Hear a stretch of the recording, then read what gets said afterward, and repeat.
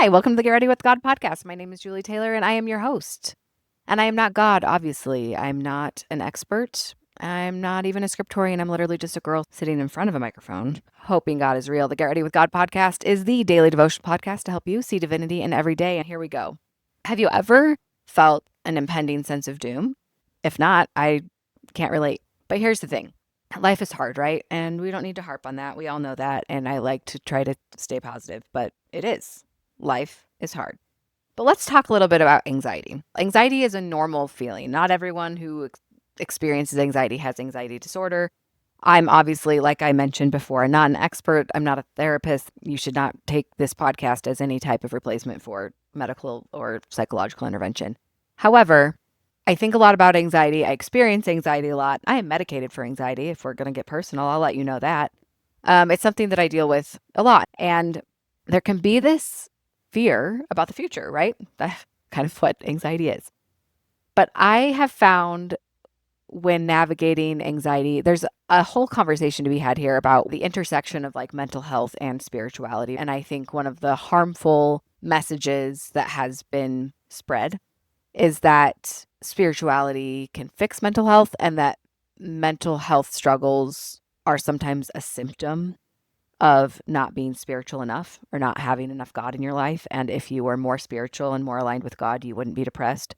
That's not a message that I endorse. But I know that as someone who was raised in faith, when I experienced postpartum depression, that was one of the hardest things is that there is some messaging out there. And this was a long time ago. I'm getting old. My oldest child is 14. The conversation on postpartum depression has come a long way, and mental health in general has come a long way. But there used to be this kind of messaging of like feelings of depression and anxiety and being down was kind of a sign of sin. And so if you were doing what you should be doing, and if you were living aligned, and if you were close with God, then you shouldn't be experiencing those things. And what that does is it internalizes shame and it keeps people from getting the help and the resources that they need with their mental health. So that's not a message that I want to endorse or support, to be clear.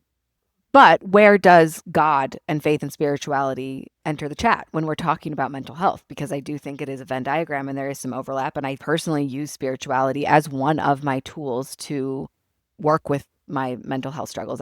I use a lot of different resources and tools, and I continue to try new things every day. But spirituality is one of the things in my tool belt that I use in my mental health journey and my grief journey, which are not the same thing, which is also another conversation. Wow, this is why it's a daily podcast. We have so much to talk about.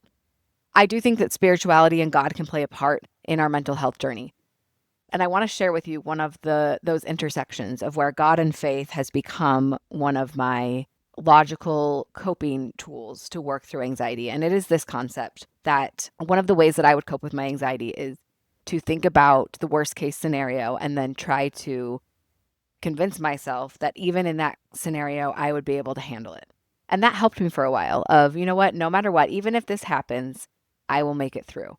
And that is helpful sometimes until I realized that reality can be worse than what I imagined. And I didn't know how to find my way through. But the message that has actually helped me and continues to help me is when you are spiraling and thinking about all the worst case scenarios, you might be able to picture it. And that thing might come true. But what you can't anticipate is who you will be when that thing happens. So the example I like to use of this is I remember sitting in the Boston airport. I was about to move back to Utah, and I was sitting at the gate with my kids. And I remember thinking, this is crazy. We're moving across the country. We're moving from Connecticut to Utah. I was starting a new job. I had a lot of reservations about moving back to Utah. Utah is where we're from.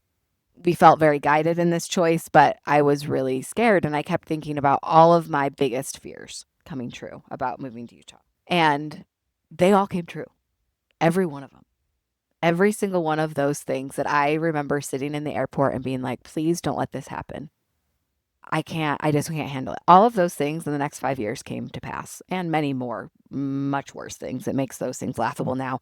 But I remember sitting at that airport gate and thinking through all of these things that in my mind were the worst case scenario. And all three of those things came to pass 100%. But when they came to pass, I was a different person than the girl who was sitting in the airport worrying about them. And you could use that as the evidence of like, look, you'll be okay. The world keeps spinning. But what I saw the difference to be in who I was when I was sitting and worrying about those things versus who I was having endured those things was who God had transformed me into. I had come to a new faith. I had a relationship with God. I had introduced divinity in my life, and I could see the evidence of how God had rigorously shaped me into the person I needed to be to handle those things happening. And I've never forgotten that, because now I don't think that one bad thing saves you from the risk of another bad thing happening. I lost a child. I was only 35 when that happened. There's plenty of life for more bad things to happen. More of my biggest fears could come to pass. And I know the world will keep spinning, and I know that I'll get through, but that's not what brings me peace. What brings me peace is I might be able to imagine those bad things, but I can't imagine who God will have me be by then, how I'll be prepared, how I'll be shaped, the relationships that will come into my life, the things that I will have learned, the ways that I have transformed and been shaped into and built up to be a person who can handle those things happening. So when you're feeling impending doom, when you're feeling anxious about the future, you don't know who you'll be when those things happen, if they happen. They might not. Sometimes things go well. Crazy. I know it's hard to believe, but sometimes things go well. But you don't know who you'll be. Let God keep transforming you. Stay on this path of rigorous growth and evolution and improvement, and trust who you're becoming. Trust who God is shaping you into, because He has a plan for you. And if you're willing to just show up and stay on the path, it'll take you to somewhere different than you pictured, but also better than you pictured. And I'm not saying that I want the hard things that have happened in my life in the last 5 years. It's not been fun. I wouldn't say that, but it has transformed me into a different person.